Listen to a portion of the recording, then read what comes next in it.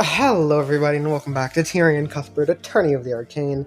Last time we really didn't do much in terms of proving Arya's innocence, but we figured out exactly how Lloyd,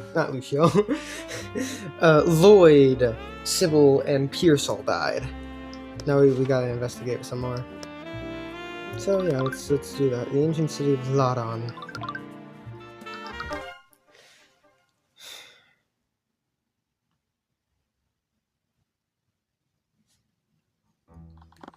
Using the Kingsguard teleportation network, we arrived back in Ratholm. At Celeste's insistence, we were being escorted by a division of the Kingsguard. Sir, where will we be heading first? My newfound authority was definitely going to take some getting used to. What's wrong? There's definitely something I'm fundamentally missing, but what? Just don't push yourself too hard, okay? We should speak with each of the suspects and confirm their alibis. That might help me finally put things together. Each of the nobles have returned to their respective homes, but our teleportation network should help you travel around Wyverngard. Would I present my badge again? So it's my turn. It's your stone. Okay.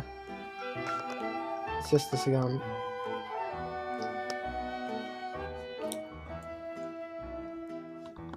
It's a shop selling various wares. The items they sell are more suited for adventurers. I've tagged along with Celeste.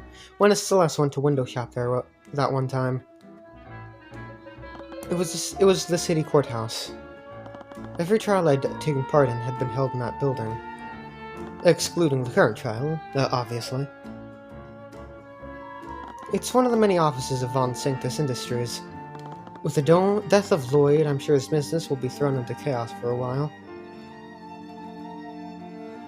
Let me invest- what the fuck?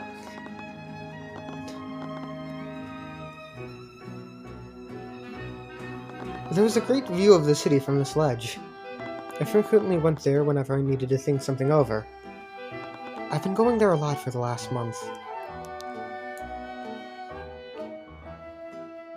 I could see several commoner houses from here. If I squinted really hard, I could have just made out my house. Preparing Arcanum! Oh, damn, nothing. Okay. Nave of Frega Manor. Let's go to the Nave. Sir, I've spoken with the groundskeeper. His Majesty and the Grand General are currently visiting Lady Steelwind, but they'll be here later today to talk to the High Speaker. We'll just have to come back later. Oh, okay. Frega Manor. We arrived at Frega Manor, hoping to speak with Leaf and Miriam. As I walked by, I passed by several rooms filled with contractors. Some rooms were being repainted, others looked like they were being completely reconstructed. After some asking around, one of the servants mentioned that the sisters were entertaining a guest in the study. I normally wouldn't interrupt them, but I needed to use every minute that I could. Arf, arf, arf, arf. Ah! As we entered the study, we were met with this floof of an animal. He was barking at us at first, but his mouth curled up into a dopey smile the moment he recognized me.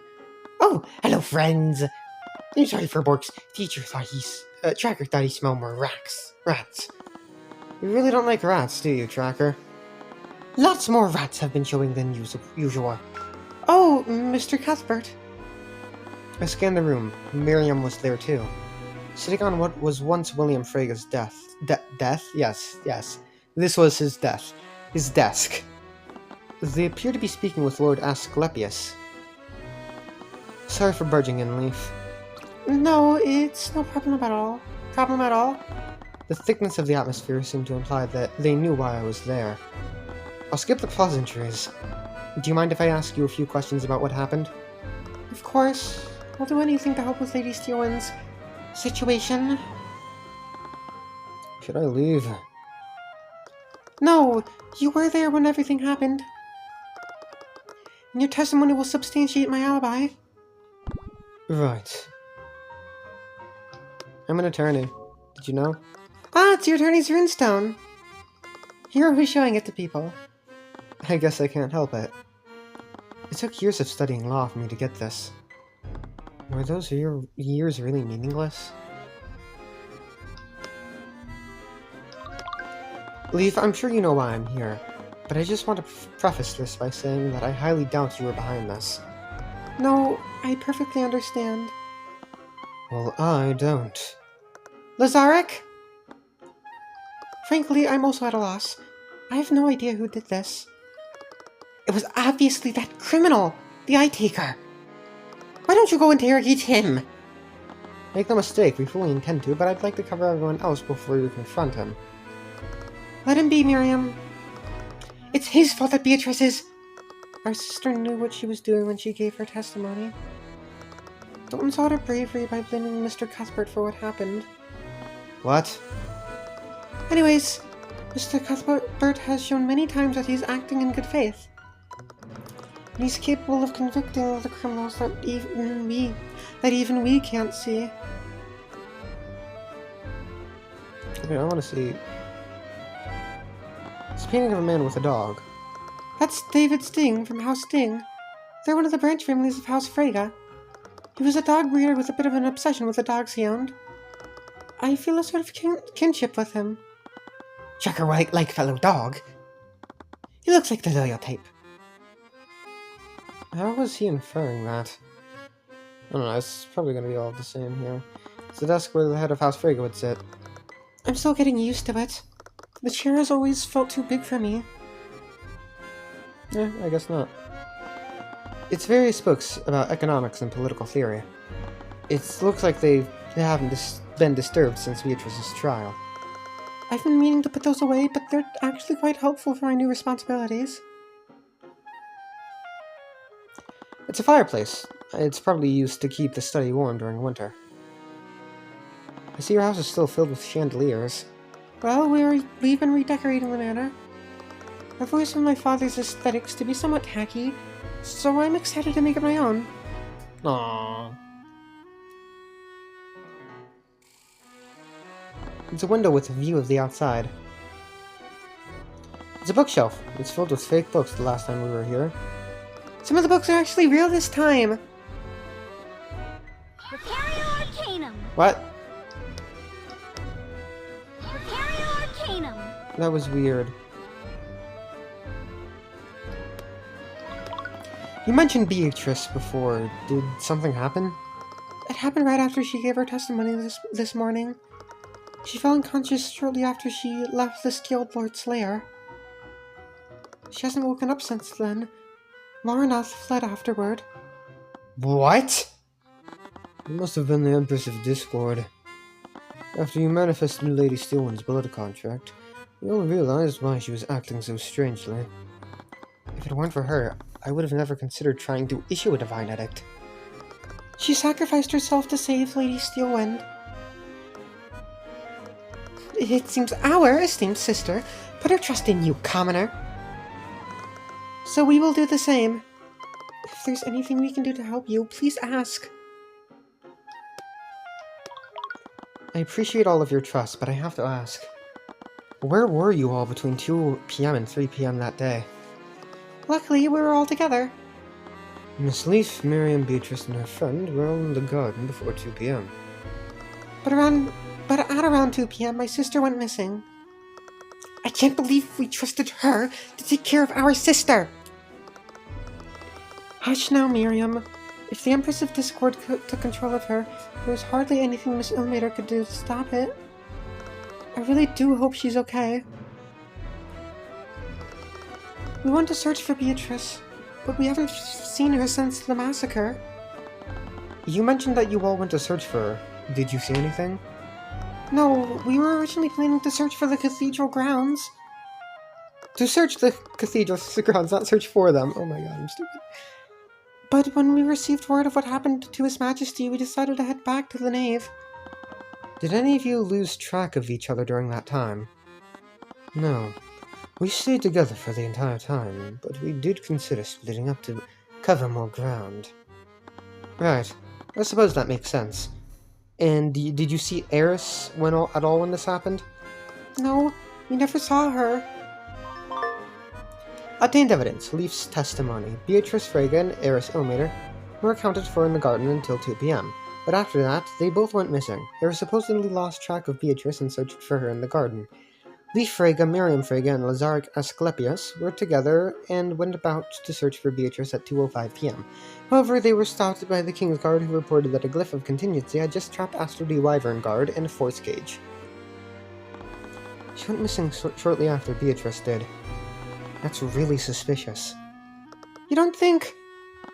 It's definitely possible she was involved in this somehow. Not to mention, the Eye Taker is one of our suspects, and she's his daughter. She's his what? Beatrice never mentioned that? No, she didn't mention it at all. It sounded like Eris had a lot to answer for. I had to find her first, though. I suppose I'll stop beating around the bush. Have any of you made a blood contract with a demon lately? How dare you! This presumptuous little peasant! No. Unfortunately, I understand where he's coming from. I want to understand, but the very idea is infuriating. Of everyone present, our sister was the only person with known ties to a demon. If she were to share that secret with anyone, it would have been with us. I didn't catch any incriminating thoughts from them through the eye, but I'd been misled by it before. I let out a frustrated sigh. The lack of evidence pointing to this demon was becoming a giant pain. We still have no idea who the patron is. I was actually meaning to ask you about that after the trial. Can't you just use this divine edict of yours to figure out who the patron is? No, to manifest a blood contract, I need the title of the demon and the name of the human they made that contract with. I understand that, but why not just apply brute force? What? Due to the king's funeral, the King's Guard has a detailed list of everyone who was present during the massacre. Whoever this patron is, they were working together with the Empress of Discord. They set a trap in the nave, which means they might have been present at the funeral. That must mean they had a blood contract with her, yes? That's right! I could just keep issuing divine edicts until a blood contract appears. Wait, is that safe? There's only one way to find out. I took out my notes and began looking at my list of suspects. I would be at it for a while, so I decided to go in alphabetical order. It's definitely not Alaric, he was just a kid. I already know about Arya. I cleared my throat. Empress of Discord, wherever you may hide. Release thy guards and manifest your blood contract with Astro D. Wyvern Guard. Ah! Tyrion? What's wrong? My breath felt like fire inside my lungs. It felt like someone had thrown hot oil onto my skin. The magic inside me felt like acid inside my body. I could only writhe on the floor. I heard the sound of someone screaming, only later realizing it was my own voice crying out in agony. What? What's happening to him? Lazaric, your magic? Right.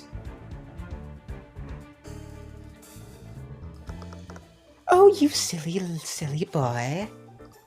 You may be half human, but you can't just go around declaring lies like that. What? And I was really looking for... Wait. And I was really looking forward to bring you the lenses. Okay, yeah, it was who I thought it was. I haven't even started to have my fun with you yet. Who are you?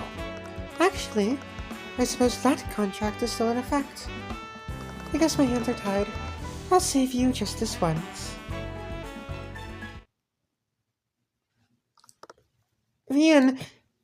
Tyrion, please wake up! Celeste? You're okay. I certainly didn't feel okay. Every part of me ached. My skin felt like it was being poked with pins and needles.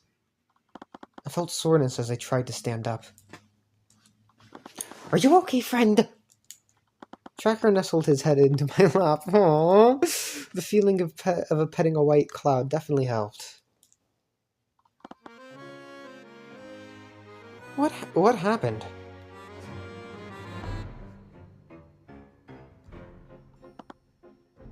You died. What? I've never brought anyone back from something like that.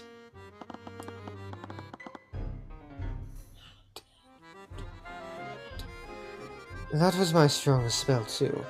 You have no idea how lucky you are. Thank you, Lord Asclepius. Thank you. I've never tried that spell on a human before. This is going to be remarkable for my research.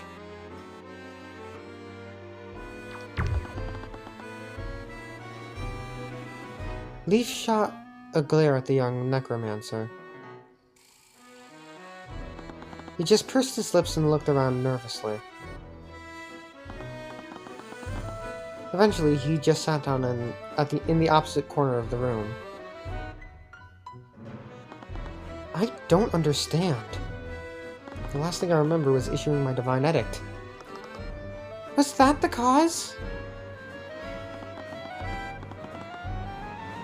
But I've done it before without any problems. I just used it this morning.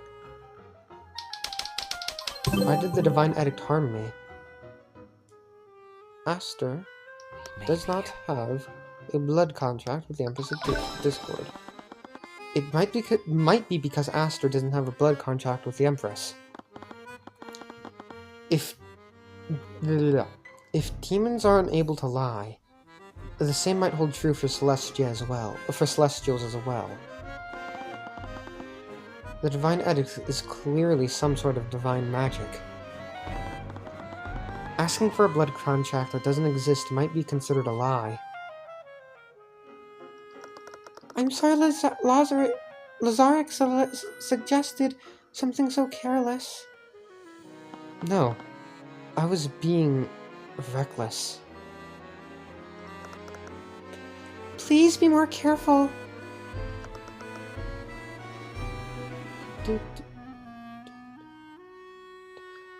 I don't think I can take this.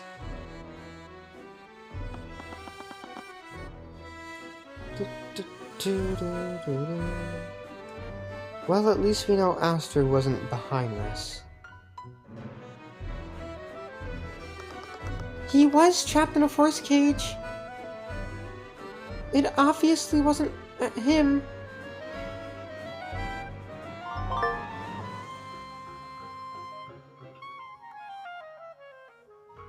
Evidence obtained. No blood contract. Aster D. Wyverngard has no blood contract with the Empress of Discord. Obviously.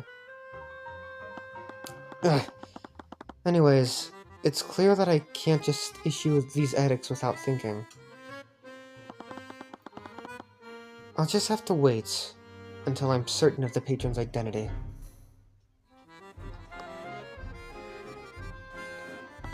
Anyways, it looked like I'd found everything I could here.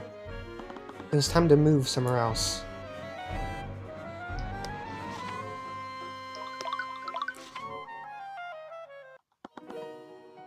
Oh, Mr. Cuthbert.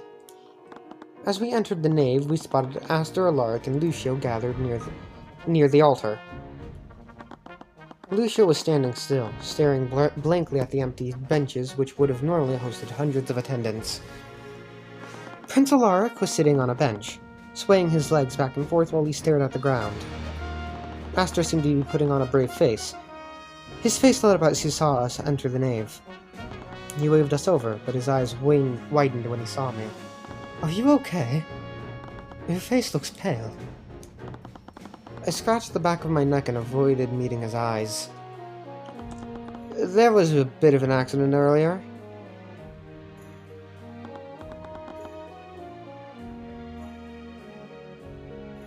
Well, try to exude more caution next time.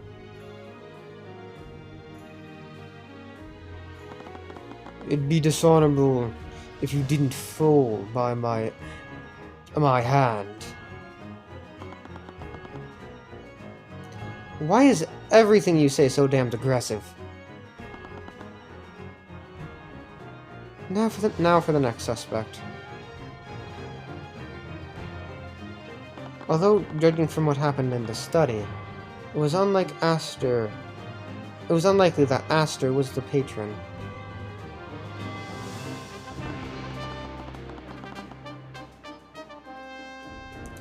Nevertheless, the force cage that trapped him was an instrumental part of the patron's plot. Maybe he saw something that might point to who set the glyph of contingency.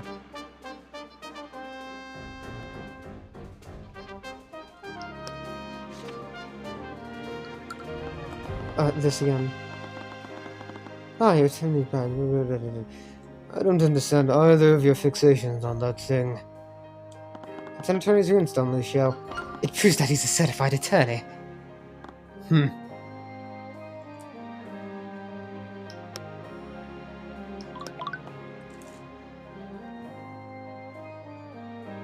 Why are you looking at me like that, Cuthbert?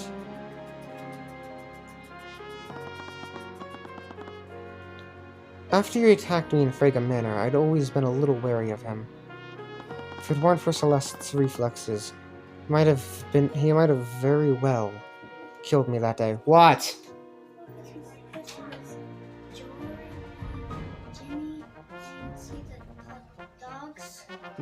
Alright, no, I'm doing something. If it weren't for Celeste's reflexes, he might have very well killed me that day. I'm not going to attack you people. Attack you again. What? Okay.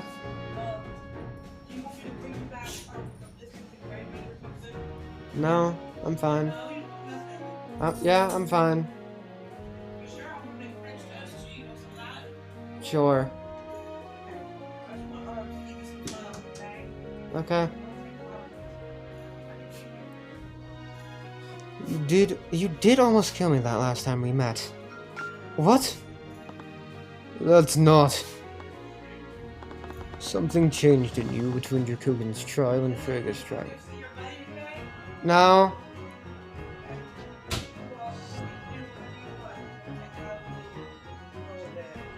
Okay.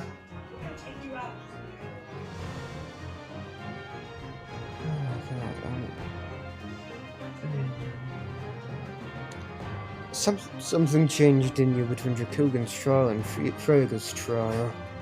Your aura became stronger. What? I really wish people wouldn't try to interrupt me when I'm doing things. What does my aura have to do with this? It's difficult to explain to someone like you, but warriors such as I must hone and develop our senses to survive in battle. Eventually, we develop the ability to sense hidden enemies and anticipate danger. I'd heard that such senses are heightened in the presence of extraplanar entities. When in presence of extraplanar entities. Until I met you and Beatrice's familiar. Hold on. Until I met you and Beatrice's familiar, I thought those stories were complete nonsense. Marnoth and me.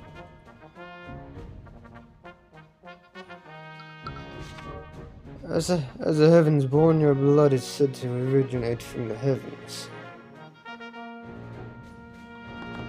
I wouldn't go so far as to say that I believe in the existence of other planes. But I admit that I still feel a certain aura from you that doesn't feel quite human.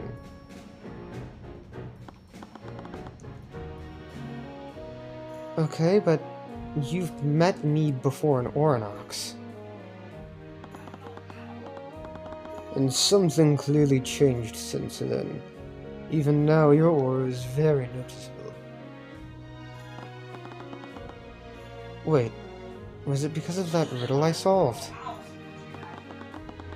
Did I gain the Divine Edict because my powers had gotten stronger? Wyvern God is no friend of the theocracy. When I sensed you, I thought a cleric had somehow made it into the manor. Do you not sense it, McCoy? What? Surely you noticed a change in him during the Lord's Ball. Is that true? I did, but I didn't think it was a magic thing. What did you think it was? Well, sometimes you have someone in your life, and, well, you start looking at them differently. Oh. I regret bringing this up. Aster, I'm sure you know why I'm here. Is it because... It's because I'm one of your suspects, isn't it? Your Majesty, you are the reigning king of Wyvern Guard.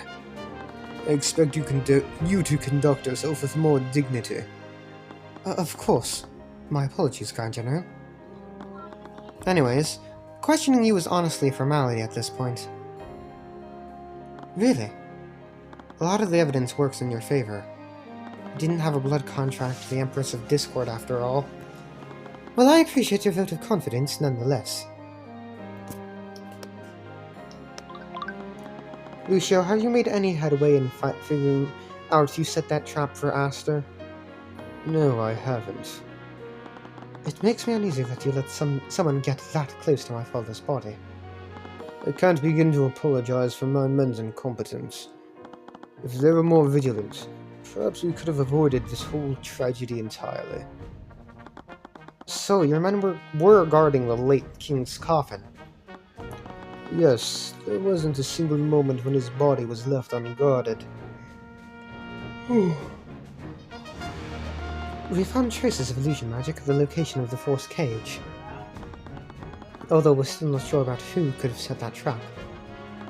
And there are also members of the King's Guard that can cast both Force Cage and Glyph of Contingency. Many of them fell comatose during the massacre. Do you think my men are that weak, Your Majesty?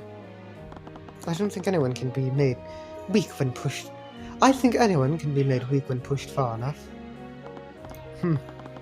Regardless, we have no way of telling who may have been guarding the coffin when the trap was set. This means that we have no way of telling when that glyph of contingency was set. I was actually meaning to ask about that. Couldn't we wait for the 48 hours to elapse? If we make note of the exact time the traces of evocation disappear, we can work backwards to discern the exact time the trap was set. Well, normally we could. When the spell activated, I unfortunately panicked and cast a firebolt to destroy it. Of course I didn't even put a dent in the Force Cage.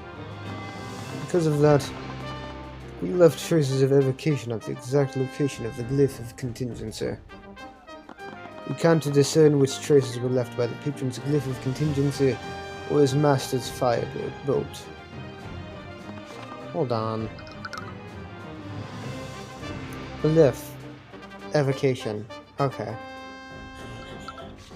I'm terribly sorry about that. Evidence updated. The trapped king. At 2 p.m., Aster the Wyvern Guard went to pay his respects at his father's coffin. Unbeknownst to him, however, there was a glyph of contingency set to trap him inside a Force Cage. The trap triggered, and Aster was trapped in that magical cage for its duration. Aster attempted to break the Force Cage by casting Firebolt. This created fresh traces of evocation, which makes it impossible to tell when the glyph of contingency was placed. There are also traces of illusion magic that can seem as might imply that someone hid.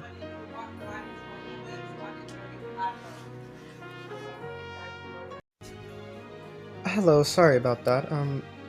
They just kept interrupting me and it kept angering me. So, yeah. You missed like one line of dialogue. Hold on. Text log. A I couldn't blame him for reacting like that, but it was going to make figuring out who did this that much more difficult. There. Let's finish talking to this man. I heard you two visited Arya earlier today. How is she doing? I think she's doing the best she can. She's quite a resilient girl. No thanks to you. What? She's only in this situation because of you. Lucio, that's not me. You're the one who's heartlessly prosecuting her. She's far too weak for this. If that's what you truly think of her, you're grossly misunderstanding the kind of person that she is.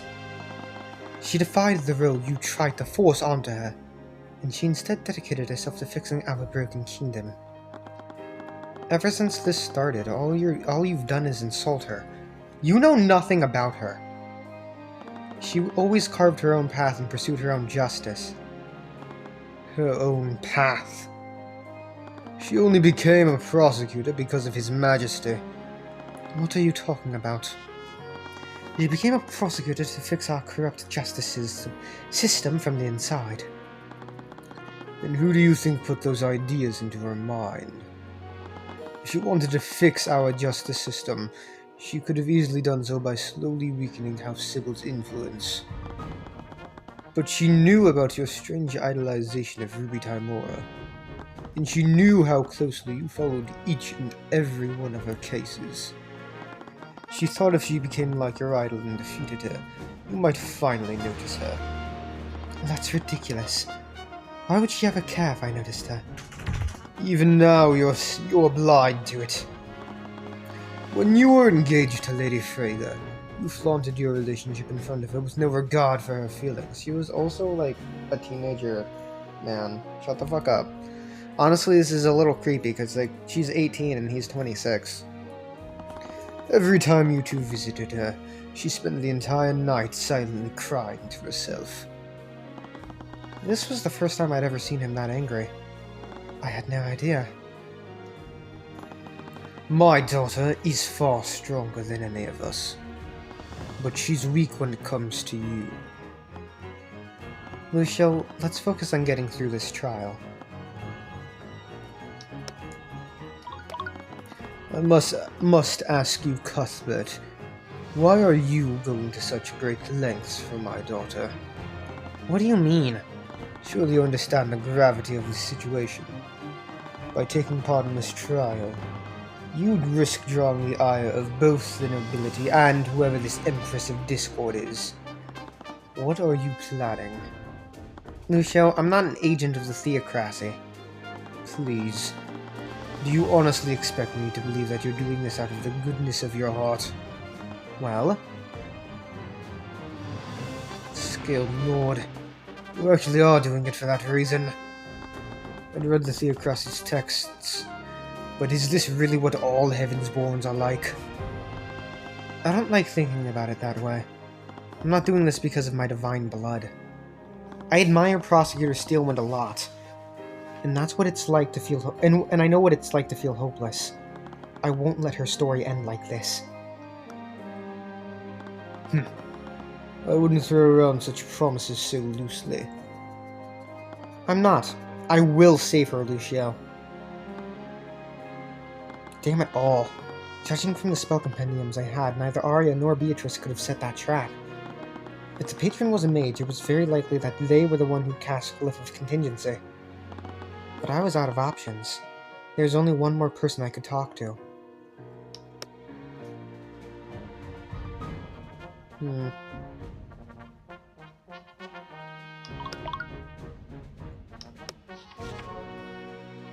Alley. We made our way back to the alleyway that Timur brought us to a month ago.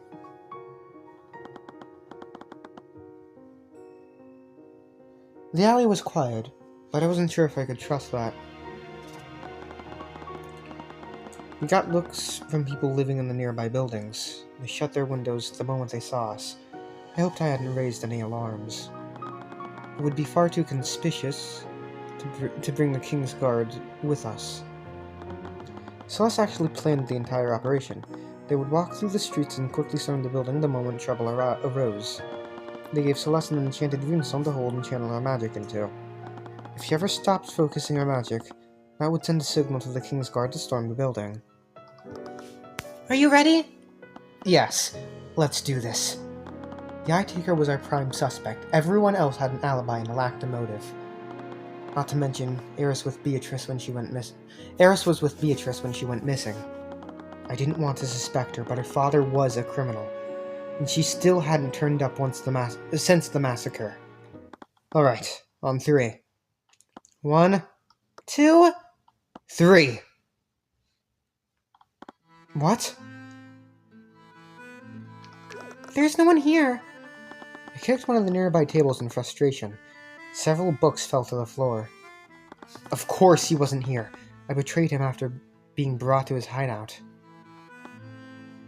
I took a close look at the desk he was sitting at during our previous visit. There was a thick layer of dust on it. He must have moved his operation elsewhere the day I convicted Beatrice. I guess there's no point in staying hidden anymore. Celeste tossed away the King's Guard's runestone. A few seconds later, I heard the footfalls of soldiers rushing towards our location. Freeze in the name of Wyvern Guard! He and the other knights froze as they saw the empty room. Careful, sir. I believe they're magically disguising themselves as furniture. They're not here, you idiot! Ah! I let out a frustrated breath as I took a seat on a chair nearby. Sorry for coughing. It launched a cloud of dust into the air. He was the last piece we needed. None of the other suspects had the means or the motive to do this. He's probably long gone by now. It's over. I'm sorry, Tyrion. But you did everything you could, didn't you? What do we do now? There has to be someone who knows where he is. A thought came to my head, but I didn't like it. There is one person who might know where he is. What do you... Wait, you don't mean... The fuck is going on out there?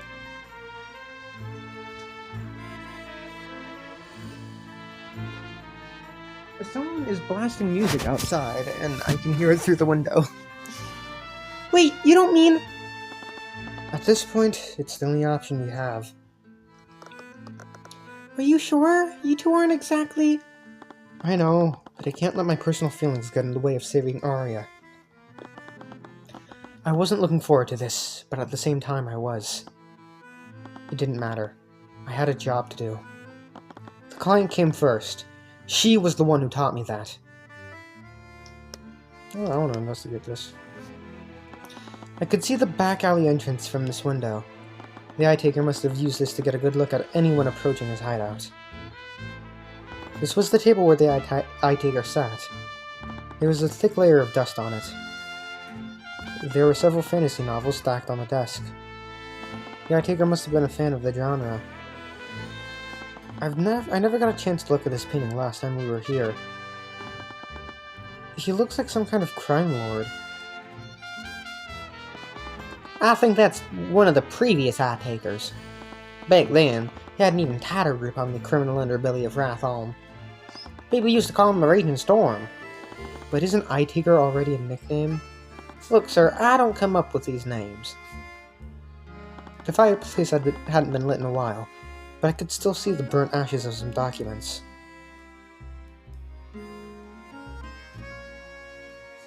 Arcane. Yes, wanted to make sure. Tymora Law Offices. We arrived at the office of Tymora's law firm. Arya had told us that she was still practicing. It was located in the lower districts. It honestly seemed kind of out of place from how pristine and clean it looked. A place like this belonged in the upper district, where the nobles and the merchants lived. But Tymora needed her office to be close to her clients. They needed to know they had a place to turn to when the kingdom turned their back on them. I remember the first day I came to this office. I was starving and filthy. Looking back, it's a miracle I'd even made it here at all. That was the lowest point of my life, and she... Sir? After everything that had happened, I didn't feel ready. For the past month, everything that I'd said to her was replaying in my mind. I wasn't thinking clearly, but a part of me meant everything that I'd said to her. Would I have said anything differently? I felt that familiar warmth of Celeste's hand within mine again. I took a deep breath and knocked on the door. For every moment of silence following that filled me with anxiety and dread. I don't know who you think you are, but we... She froze when she saw who her visitor was. She looked completely frozen for a while, but her gaze narrowed at the legion of knights flanking. Am I under arrest? No, of course not. I drew in a sharp breath and just exhaled. Can we come in? Yes, of course. I took a seat inside her office, staying silent as I looked around. It hadn't changed at all. Even though they were my escorts, the knights felt like they were looming over the two of us. Hey, Celeste. Could you take the knights outside and do a perimeter of the building? What? But... Are you sure? I am. But what if something happens? Celeste, we're in a populated building in the capital city of Wyverngard. I think I'll be fine. No, but... She stopped when I raised an eyebrow at her. I knew she was worried, but this was starting to get overbearing. Sorry, you're right. I'll just... With a motion of her hand, the knights followed her out of the office. She was the last one out of the door. She looked back at me before leaving. But after a while, she realized how long she'd been staring and quickly closed the door. I'm a lawyer. It's your attorney's runestone. You are the one who gave it to me. Right. The sun had gone down. We only had a few hours left. It was a chair for guests. I used to sit here for hours while Timora would do the paperwork for her clients. It was a bookshelf. There were several books about law and national history. I read a lot of these books front to back while studying to be an attorney. I even remember that time Celeste tried to sneak a Death at Daggerfall book there. My mentor was furious.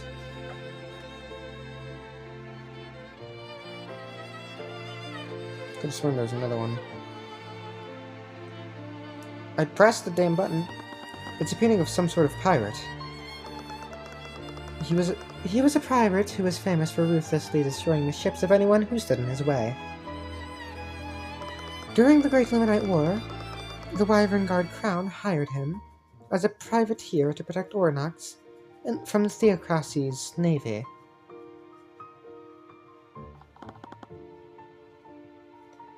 He sailed near my hometown? During the Great War, Ornax was a vital foothold for the Wyverngard's navy. Fortunately, he was captured by the Theocracy and executed for his crimes. But he gave them the runaround for 8 years before he was captured. It's a painting of a noble? Not quite. That's Eliza Tantivy. She was a common folk professor at the Imperial Academy. This portrait was commissioned by one of her noble patrons. It really just shows off their wealth, though. It doesn't celebrate anything noteworthy. Why do you have this, then? I like her. And she's a good reminder of what the common folk can accomplish. Arcanum. She's not here. Why are you doing that? Why can I do that when she's not here? Is McCoy okay? She's not being her usual self. Yeah, she's just been overprotective lately. I don't really blame her. What do you mean? It's a long story, and I don't think I'm even allowed to talk about it. Especially not with you. That last part came out with a lot more venom than I'd meant for it to. Another moment of silence followed that. I received your letters. Oh, did you? I haven't gotten a chance to read them yet. Of course. Whenever you're not busy.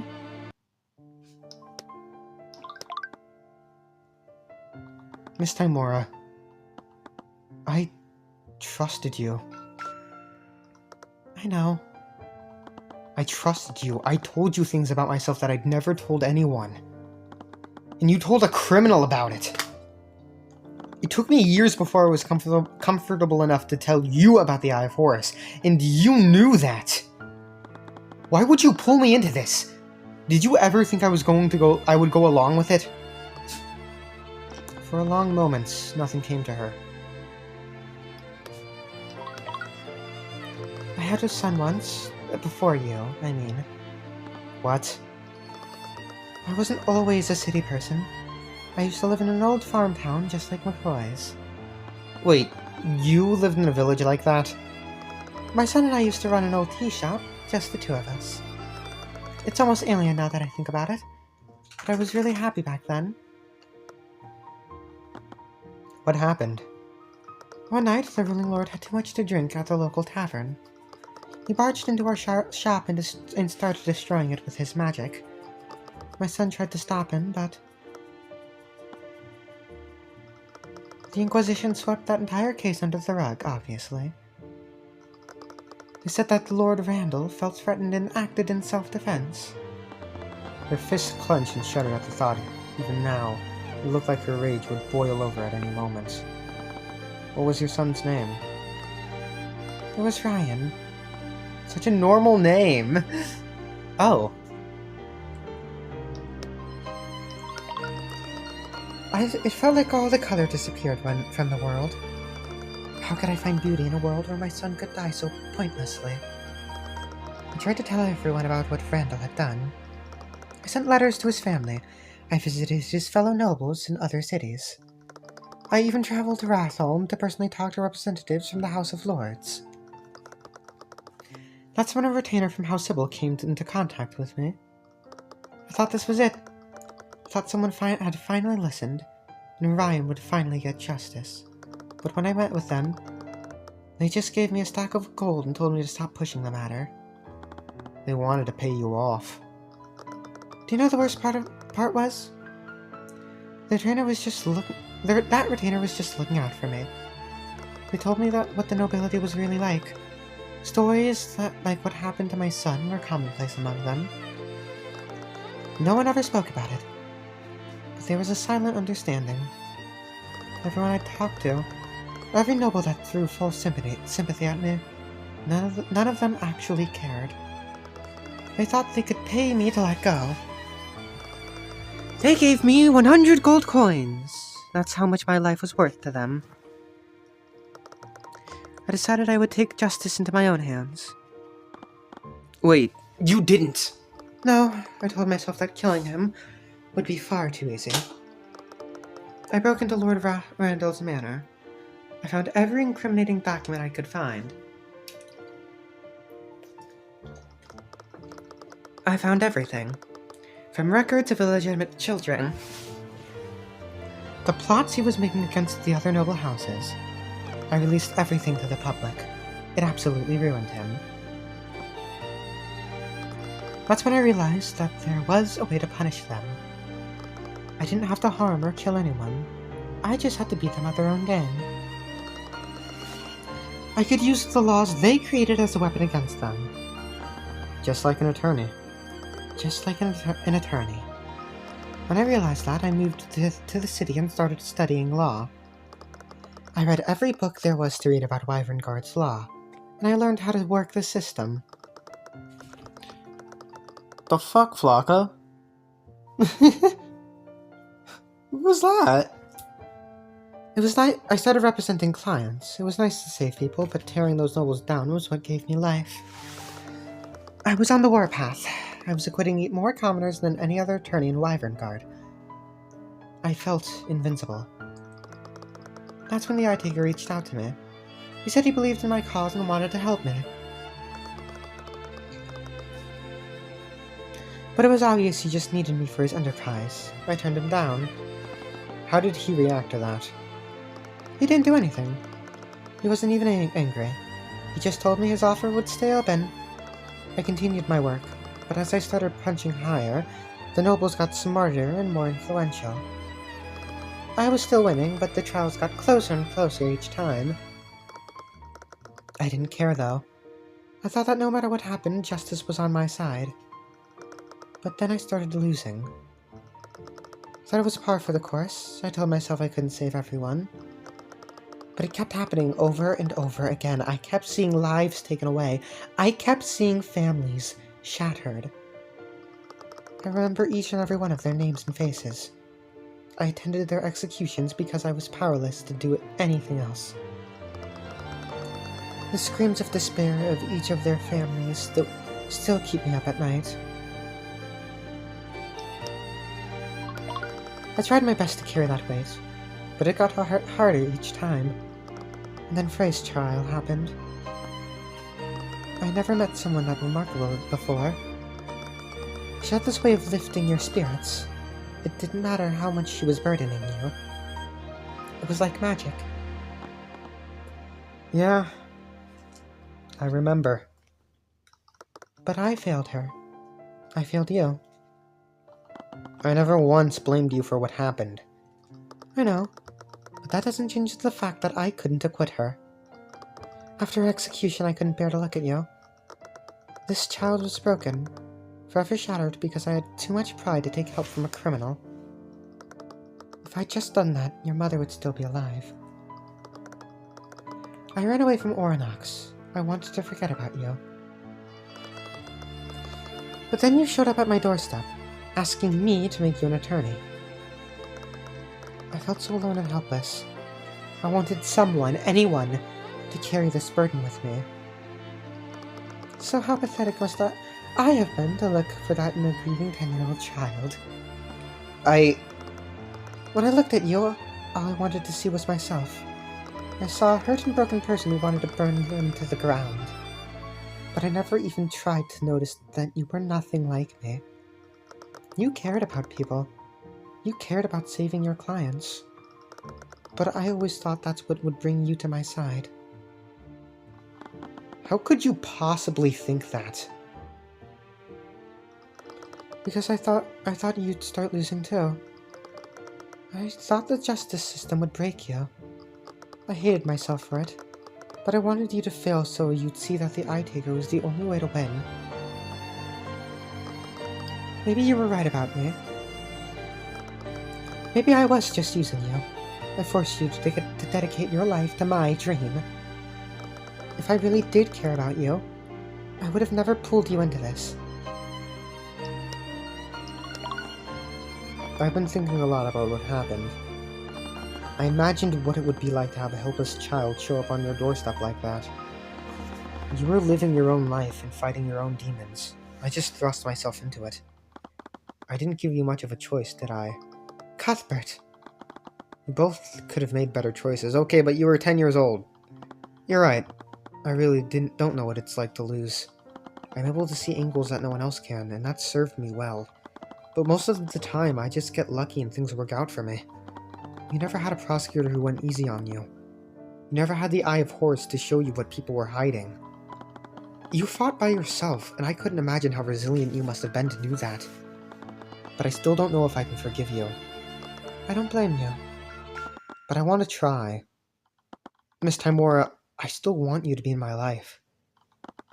Even if we don't always see eye to eye, the years I spent with you were just as precious to me as the times I had with my mother. My mother. Speaking is hard. She had to blink back a tear as I said that. She shook her head, annoyed. Damn it, Tyrion.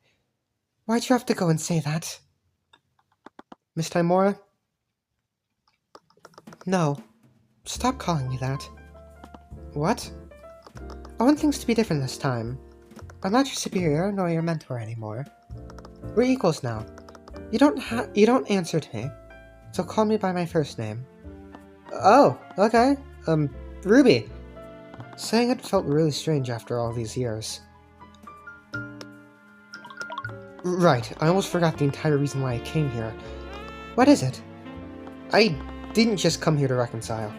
I actually need your help with something. Okay. I need you to help me speak to the Eye Taker. Tyrion?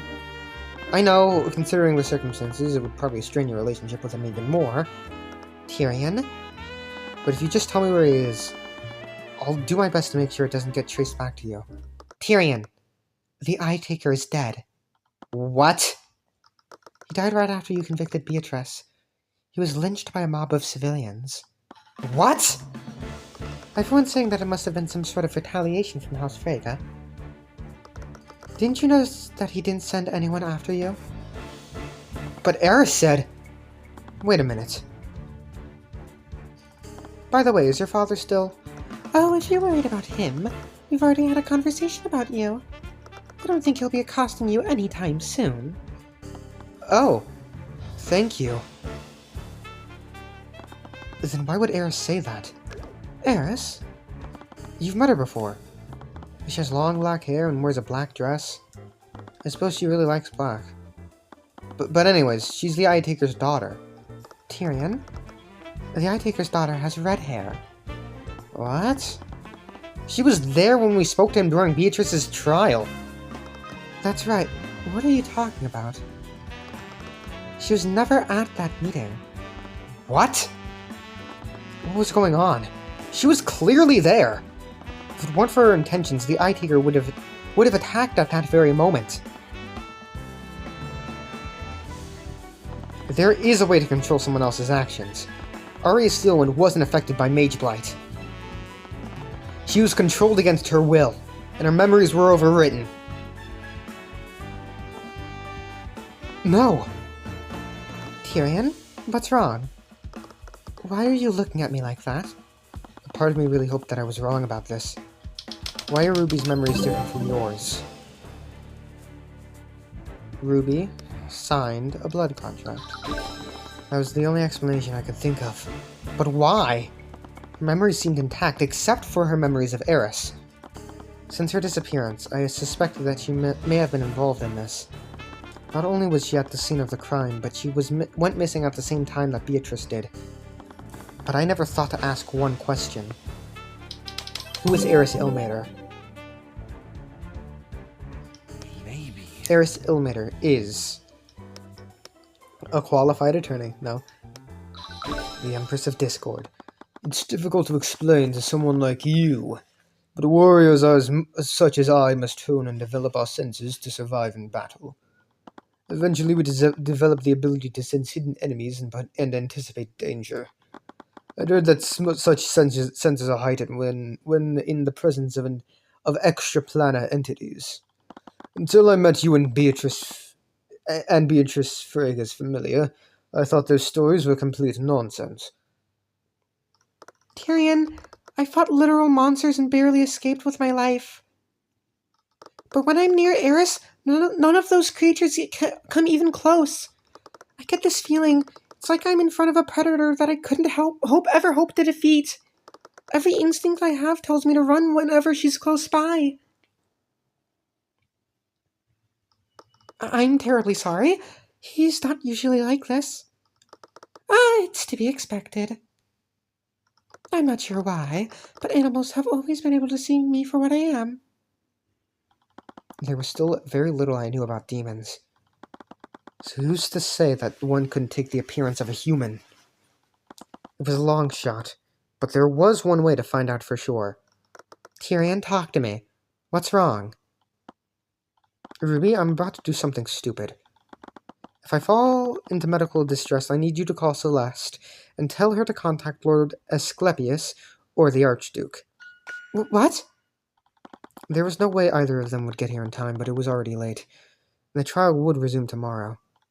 Eris Ilmater, wherever and whatever you are, by the eye of Horus I issue upon you a divine edict. Release thy guards and manifest your blood contract with Ruby Tymora.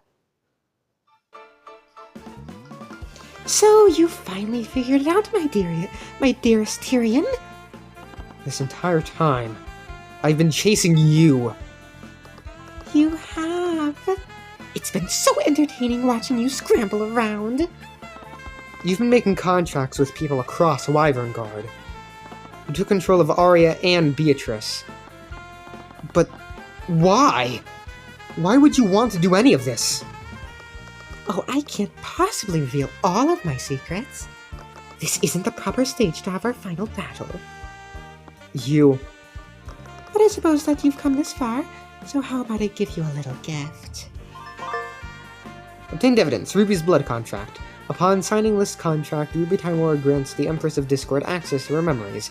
At any time, the Empress may view any and all of Timora's memories. In addition to that, the Empress may instantaneously change and alter her memories whenever she wishes. It's signed with Ruby Timora's name. What was that? Ruby. Eris Ilmater is a demon. And she's not just any demon. She's the Empress of Darkness. Discord. Fuck! She's the Empress of Discord. And you signed a blood contract with her. That's why you can't remember anything about her. What? Tyrion, I swear on my life that I didn't know anything about this. I know, she probably tricked you into signing this. Just like she tricked Arya. What does Prosecutor Stillman have to do with this? Come on, you two! I know things are kind of tense, but there's no need to. What are you holding? Is that a blood contract? Celeste, Eris is the Empress of Discord. What? It was her the entire time. She tricked Arya into signing a blood contract, and she used her and Beatrice to orchestrate the entire massacre. What? Tyrion, this is crazy! I know I was scared of her that one time, but how could Eris be a demon? She looks nothing like Maranath. I know how unbelievable it is, but I used my divine edict with her name. It wouldn't have worked unless she was a demon. Yeah, I guess I can't disagree with that. I'll need to contact the Grand General immediately. But if she's really a demon, is it even possible to arrest her? It had already been a day.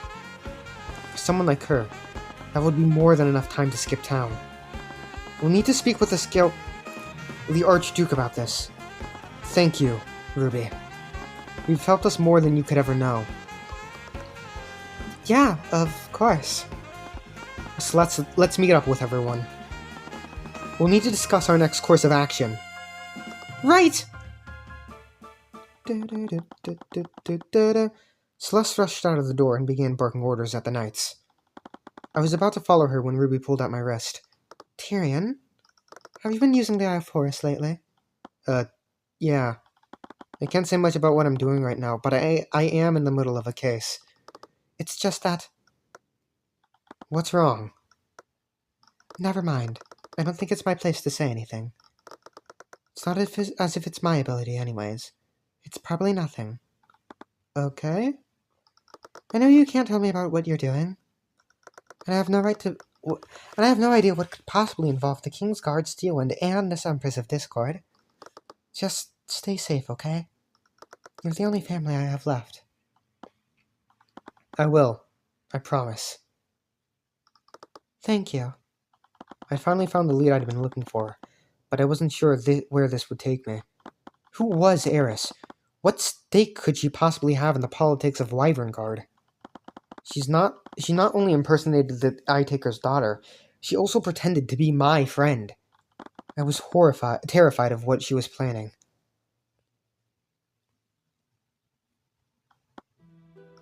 Is something wrong, Commander? Don't play dumb with me. They told me what you really are. What's your game, demon? Why would you just deliver yourself to our doorstep? Oh, Orham, I've put far too much work into this story to miss the final act. I can't wait to see how this ends. You killed 3 nobles and enslaved an innocent girl. Is this all some kind of game to you? That's exactly what this is to me. I'll admit, looking back, it does feel a bit derivative. But I think I've done enough to differentiate myself from those that came before.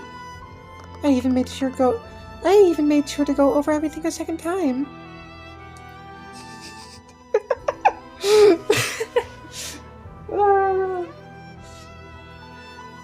This I made sure to go over it a second time is a reference to the fact that this is fucking the reboot update thingy that they did. Oh my god. I like this a lot. You're insane. That look on your that took you long enough to notice. I guess the Oafish Inquisition Commander does have some observational skills after all. Whatever. You just better not try anything. You know I can't lie, so I'll reassure you. I promise I won't harm anyone.